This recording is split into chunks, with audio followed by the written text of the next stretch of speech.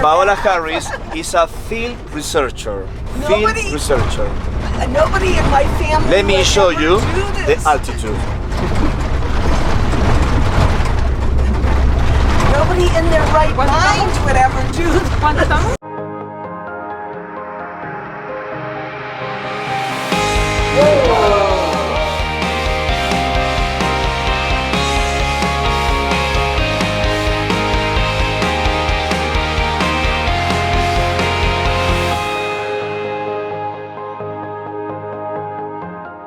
My name is Paola Harris. I'm a photojournalist in the area of UFO research and the paranormal. And my background is that I have a master's in education and was a high school teacher for some 30 years. And as a process of that, I was given a class called Science Fiction in 1979 and went to see Close Encounters of the Third Kind.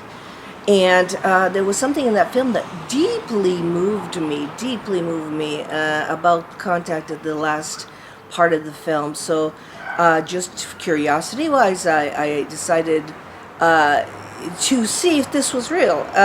So I looked up the Dr. J. Allen Hynek Center for UFO Studies, he was a consultant on this film with Spielberg. So by accident, because my life has been pre-programmed, I found out in these last 30 years, I ended up at a wedding in Evanston, Illinois. I broke away one day and I went over to the Center for UFO Studies. We know that both Jacques Vallée and Allen Hynek were involved with Northwestern University. Allen was a professor of astronomy there. So I went into the Center for UFO Studies and wanted to see the files or talk to the secretary at length. And from behind the wall came a very distinguished looking man with a white beard and a pipe, and he said, I understand you speak Italian. And I said, yes, I am Italian. He goes, would you be willing to work with me? Well, when you say yes to these things, I worked with Allen Hynek from 1980 to 86 when he died of a brain tumor. I became part of something very, very profound in that he was a scientist. So it wasn't a matter of do you believe in UFOs. You're working with a scientist who has all the Blue Book files. For people who don't know Blue Book was an Air Force study that was done from 1959 to 1969. When it ended, I think it was 1952, to 1969, when it ended with the Condon Committee report at the University of Colorado. Now, there's that program on the History Channel now. Everybody can see Blue Book and the files and the cases. When you're working with somebody that's a scientist, you know it's real. I mean, you don't ask, is this real? I, in those days, was very nuts and bolts and did only the nuts and bolts stuff of putting pins and maps and translating sightings and driving Dr. Hynek to places and being behind the scenes. But one thing I did learn from him, and I will tell the general public this, that it's important to listen. Just listen. And don't make any judgments about what you're watching or whether it's way out or anything, because you're going to get the whole entire story and you're going to invite the witness to tell you more if you just listen. So I've learned a lot from Allen Hynek, and then I went on to move to Italy in 1992, came back in 2007, and because I'd worked with Hynek, my career really started in Europe. So in Europe, I did a lot of research, and in Europe they take it seriously. They're not wearing t-shirts or tinfoil hats. It's mostly astronomers and serious people who want to know. They're just curious. So my career started in Europe, moved back to the States in 2007, and started to do work on, and that's where we are today, on the Latin American contactees. So I had to interview them all. I had to find them all.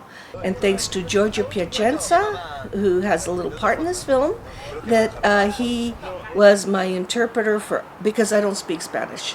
But that doesn't mean it's not valid. For a researcher, you need to go worldwide because the UFO phenomenon is universal. It is not American. And I had the real gift of having Giorgio be the translator for all the group that I was interviewing, which is in my book, All the Above and Beyond.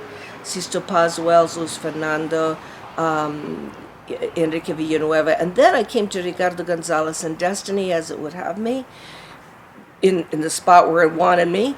I began to investigate Ricardo. You know, with Ricardo Gonzalez, there's another problem with me, and that is that I have had a sighting and I have had a contact in Shasta. It's on internet, it's on YouTube. Ricardo invited me in 2014 to come to Shasta because he said I was invited by his contact on Taral. And I, of course, have a hard time camping. I have a hard time this group was all Spanish speaking. He gave me an Italian interpreter. At the very end of the 3 days, I did have the contact. I walked down into the forest and there was a 10-foot tall man standing there. Sol, his wife, Ricardo's wife was there first, and my interpreter was there, and I went down with 2 other women. So we were, and 5 people who saw Antarel. What I received from Antarel was totally different from the other people.